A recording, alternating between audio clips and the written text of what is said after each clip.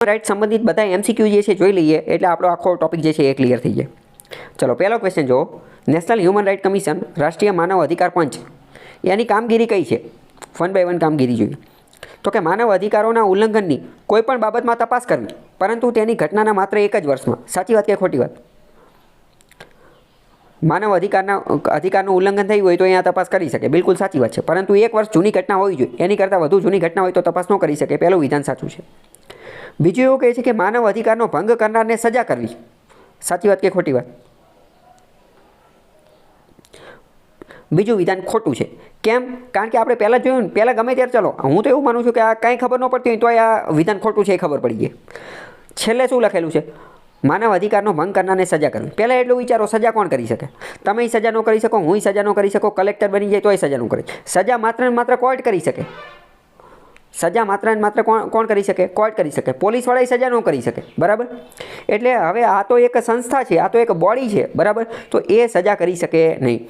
માનવ અધિકારનો ભંગ કરનારને સજા કરી શકે તો એ વિધાન ખોટું છે. હા, એ વાત એવું વિધાન હોત કે માનવ અધિકારનો ભંગ કરવાવાળા વ્યક્તિને સજા કરવાની ભલામણ કરી શકે, એડવાઇસ આપી શકે અથવા રિકમેન્ડ કરી શકે. ખ્યાલ આવ્યો કે ન આવ્યો?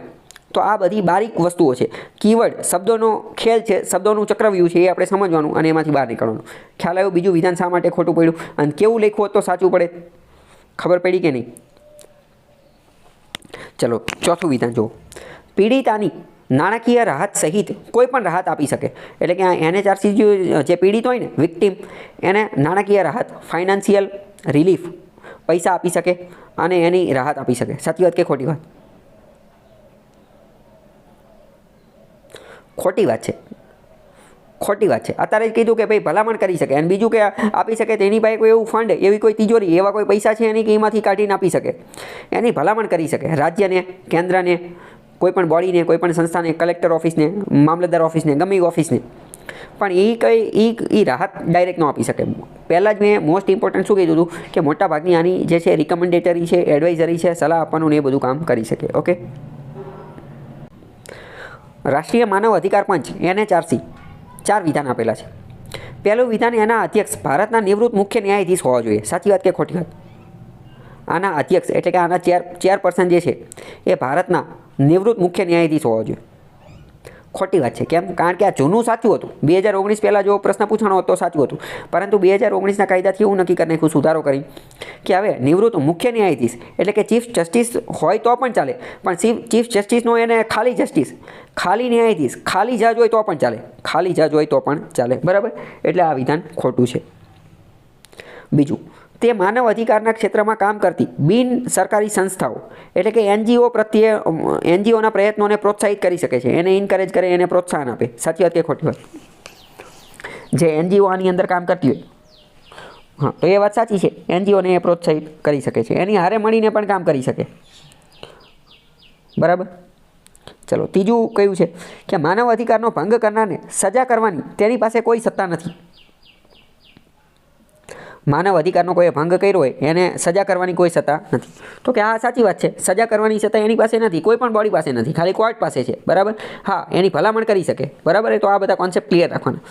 હવે તમે વિચારો, તમારો ખાલી આટલો કોન્સેપ્ટ ક્લિયર હોય ને કે આ સજા તો આ તો ખાલી કોર્ટ જ કરી શકે, તો પણ તમે કીવર્ડ ટેકનિકથી આનો આન્સર આપી શકો ને. હવે બીજા કોઈની અંદર એક ક્વેશ્ચન પૂછાયેલો હોય તો. બરાબર? ચલો ચોથું વિધાન જુઓ કે પીડિતાને નાણાકીય રાહત સહિતની કોઈ પણ રાહત આપવાની સત્તા છે.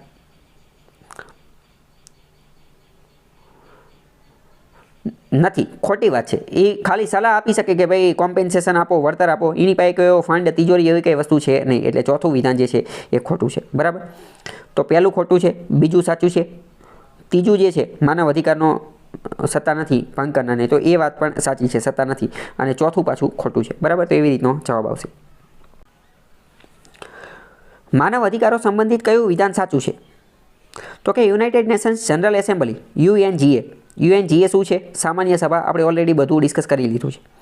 તો એણે 1948માં માનવ અધિકારોનો સાર્વત્રિક ઘોષણા એટલે કે યુનિવર્સલ ડિક્લેરેશન એને અપનાવી હતી. સાચી વાત કે ખોટી વાત? તો કે હા, સાચી વાત. મેં તમને કીધું કે યુનાઇટેડ નેશન્સ દ્વારા જે યુનિવર્સલ ડિક્લેરેશન, સાર્વત્રિક ઘોષણા એ અપનાવેલી હતી, એ 1948માં અપનાવી હતી. બરાબર? તો એ વાત સાચી છે. બીજું, આ જે ઘોષણા હતી એની અંદર જીવન એટલે કે લાઈફ, સ્વતંત્રતા એટલે કે લિબર્ટી, ગૌરવ એટલે કે ડિગ્નિટી, સમાનતા એટલે કે ઇક્વાલિટી, ભાઈચારા એટલે કે ફ્રેટર્નિટી, આ બધાનો મૂળભૂત અધિકારમાં સમાવેશ થતો હતો. તો એ વાત પણ સાચી છે, એ વાત જે છે એ પણ સાચી છે. ત્રીજું, આ અધિકારો દરેક સભ્ય દેશો માટે કાનૂની રીતે બંધન કરતા નથી. સાચી વાત કે ખોટી વાત? આ વાત સાચી છે. કેમ? કારણ કે કાનૂની રીતે બંધન કરતા નથી. આપણે યુનાઇટેડ નેશન્સની આખી બોડી ચલાવેલી હતી ત્યારે આપણે વાત કરેલી હતી કે જનરલ એસેમ્બલીની અંદર કેટલા સભ્યો છે? તો કે 193. અને આના દ્વારા જે કોઈ પણ ચુકાદો આપવામાં આવે કે ગમે એ કરવામાં આવે તો એ કયા બધા 193 દેશ માટે બંધન કરતા નથી. એની માટે બંધન કરતા નથી. યુનાઇટેડ નેશન્સની ખાલી એક જ બોડી એવી છે કે જે બંધન કરતા છે, એ કઈ સિક્યુરિટી કાઉન્સિલવાળી, બાકી એ કંઈ બંધન કરતા છે નહીં. બરાબર? તો ત્રીજું જે છે એ પણ સાચું છે. ખ્યાલ આવ્યો? ભારતના રાષ્ટ્રીય માનવ અધિકાર આયોગની રચના ક્યારે થઈ હતી? તો કે 1993ની અંદર. આપણે હમણાં જોઈ લીધું. બરાબર? 1993ની અંદર એની રચના થઈ હતી. રાષ્ટ્રીય માનવ અધિકાર આયોગના અધ્યક્ષનો કાર્યકાળ કેટલો હોય છે? તો કે 3 વર્ષ અથવા 70 વર્ષ. 3 વર્ષ અથવા 70 વર્ષ. એ પણ આપણે જોઈ લીધું. બરાબર?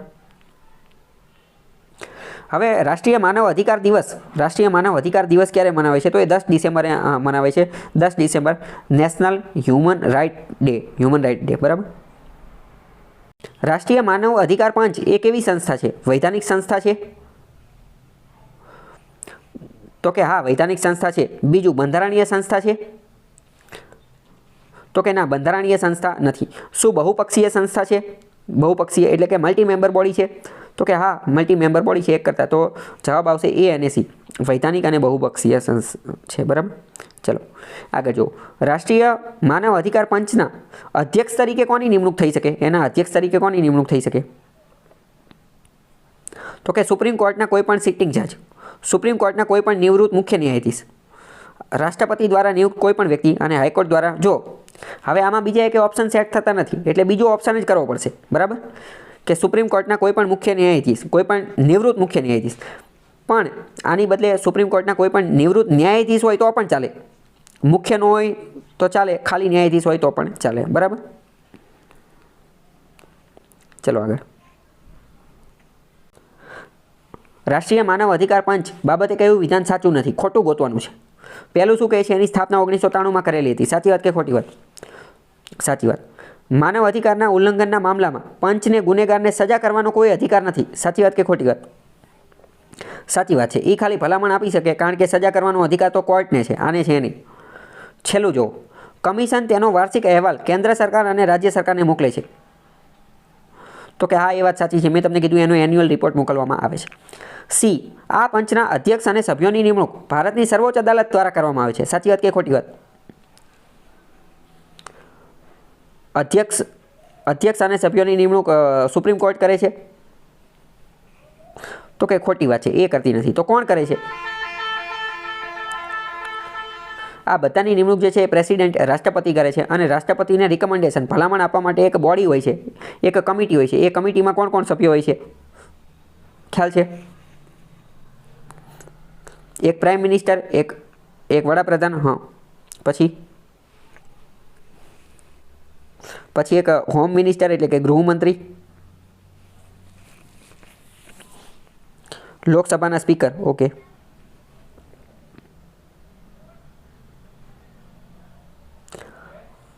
રાજ્યસભાના ડેપ્યુટી ચેરમેન, ઉપસભાપતિ, રાઈટ. પછી લોકસભા અને રાજ્યસભા બંનેના વિરોધ પક્ષના નેતા. બરાબર? બંનેના, એટલે ટોટલ 2 જણા થશે. ઓકે. રાષ્ટ્રીય માનવ અધિકાર પંચની અધ્યક્ષના નિમણૂક માટે રચાયેલી સમિતિમાંથી કોનો સમાવેશ થતો નથી? તો અત્યારે જ આપણે જોયું, પ્રધાનમંત્રી એના સભ્યો હોય, લોકસભાના સ્પીકર સભ્યો હોય, મુખ્ય વિપક્ષી દળના નેતા સભ્યો હોય, પણ રાષ્ટ્રપતિ એના સભ્યો હોતા નથી. બરાબર? અત્યારે જ જોઈ લીધું આપણે. 2 વિધાન આપેલા છે. પહેલું વિધાન એવું કહે છે કે રાષ્ટ્રીય માનવ અધિકાર પંચના અધ્યક્ષ અથવા કોઈ પણ સભ્યને માત્ર સાબિત થયેલા ગેરવર્તન એટલે કે misbehaviour, proved misbehaviour, PMB, proved misbehaviour, સાબિત થયેલા ગેરવર્તન અથવા અસમર્થતા એટલે કે ઇનકેપેસિટી, એના આરોપ શરત દૂર કરી શકાય છે. ચલો, પહેલી વસ્તુ સાચી ખોટી વાત? પહેલું વિધાન સાચું છે, પહેલું વિધાન ખોટું છે. આની સિવાય, કારણ કે ખાલી આના આધારે દૂર કરી શકાય એવું ક્યાં છે? આની સિવાય એ નાદાર થઈ જાય, કોર્ટની અંદર એનો ગુનો સાબિત થઈ જાય, અનસાઉન્ડ માઇન્ડના થઈ જાય, અસ્થિર મગજના બની જાય તો પણ કરી શકાય, એટલે કે આ વાત ખોટી છે.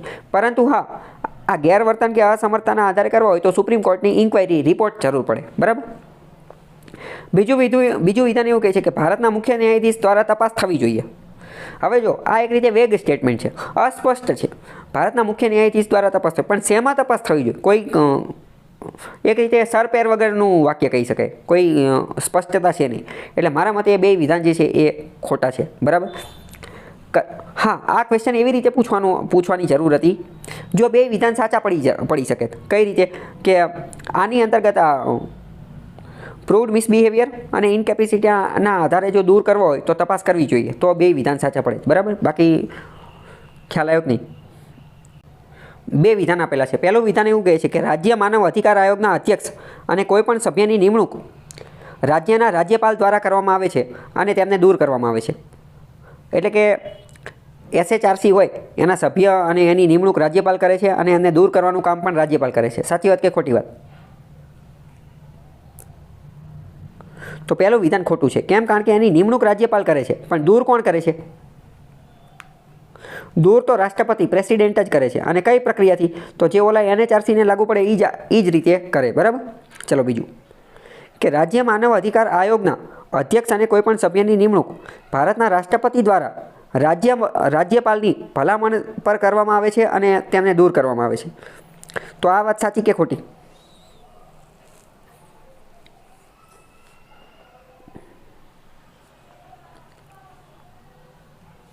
બીજું વિધાન પણ ખોટું છે. કેમ? કારણ કે નિમણૂક રાજ્યપાલ જ કરે છે, જ્યારે આમાં તેમ કહે છે રાષ્ટ્રપતિ કરે છે.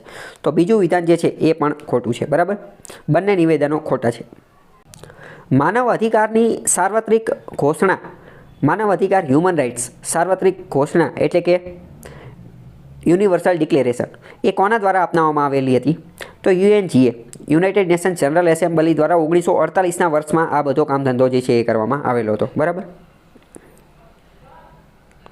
પછી આજે એ હતું યુનાઇટેડ નેશન્સનું universal declaration on human rights, એ કોને લાગુ પડે છે? તો કે જાતિ, વર્ણ, ધર્મ અથવા સાંસ્કૃતિક પૃષ્ઠભૂમિને ધ્યાનમાં લીધા વિના દરેક વ્યક્તિને, એ કોઈપણ પ્રકારના ભેદભાવ વગર દરેક વ્યક્તિને લાગુ પડે છે. બરાબર. 3 વિધાન આપેલા છે. રાજ્ય માનવ અધિકાર પંચ બહુસંખ્યક સંસ્થા છે. સાચી વાત કે ખોટી વાત? રાજ્ય માનવ અધિકાર પંચ બહુસંખ્યક સંસ્થા છે. સાચી વાત છે. કેમ? કારણ કે એમાં એક કરતાં વધુ સભ્ય છે એટલે. બીજું, રાજ્ય માનવ અધિકાર આયોગમાં એક અધ્યક્ષ અને 3 સભ્યોનો સમાવેશ થાય છે. સાચી વાત કે ખોટી વાત? ખોટી વાત. કારણ કે એક અધ્યક્ષ અને 2 સભ્યનો સમાવેશ થાય છે. એક અધ્યક્ષ અને 2 સભ્યોનો. 1993ના માનવ અધિકાર સંરક્ષણ અધિનિયમ એટલે કે protection of human rights commission, protection of human rights act જે બનાવેલો હતો, એની અંતર્ગત નીચેનામાંથી કઈ બાબતોની રચના કરવાની જોગવાઈ કરવામાં આવેલી હતી? રાષ્ટ્રીય માનવ અધિકાર આયોગ, રાજ્ય માનવ અધિકાર આયોગ, સંયુક્ત રાજ્ય માનવ અધિકાર આયોગ અને માનવ અધિકાર અદાલતો. કઈ કઈ વસ્તુ બનાવવાની ઘોષણા કરવામાં આવેલી હતી 1993ના કાયદામાં?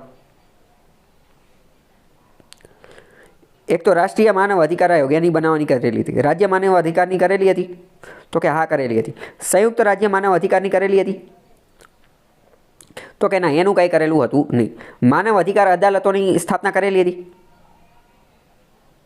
તો કે હા કરેલી હતી. દરેક જિલ્લાની અંદર રાજ્ય માનવ અધિકાર હ્યુમન રાઇટ કોર્ટ બનાવવામાં આવશે એની એવું કીધેલું હતું. પણ આ કોણ કરશે? તો કે આ બનાવશે રાજ્ય, અને એની માટે હાઈકોર્ટની પહેલાં સલાહ સૂચન લેશે. બરાબર. તો 3 વસ્તુ બનાવેલી હતી, 1, 2 અને 4. બરાબર.